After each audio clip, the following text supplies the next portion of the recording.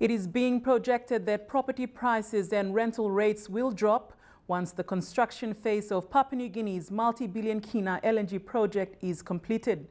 Bank South Pacific's Chief Credit Officer Frank Gamble says the drop in demand for high-end property will cause a sudden downward turn in the real estate market in a few years' time. Festus Maiginap reports.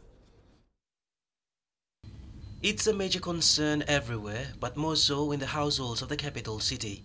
Property prices and rental rates taking on an unbelievably skyward turn over the last 4 years. Much of this inflationary pressure on the real estate market is reflective of the LNG project's construction phase, causing a short-term housing demand brought on by the influx in money and workers compared to the low supply, particularly for the upmarket housing. However, BSP's Frank Gamble says it is predicted that the rates will fall dramatically in the next 3 years.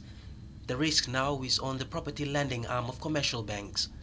So if you're sitting there at the moment looking at property lending, my suggestion to you is you need to be a little bit careful about who you're lending money to, what their other cash flows are, how they're going to pay you back in 3 or 4 or 5 years' time, because sure as God made little apples, property prices are going to fall.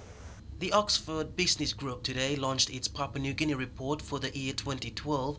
A section of its findings reflect the construction and real estate market. And despite the prediction of a dramatic fall in the demand in the real estate industry, the group suggests that the country should absorb what's being created by the LNG project simply by normal growth.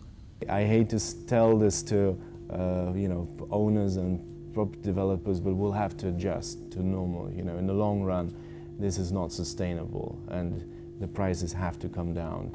In the meantime, a policy submission for the real estate market was drafted by the Independent Consumer and Competition Commission and is now before the National Housing Commission and the Treasury Department for further deliberation. Festus Maiginap, National EMTV News.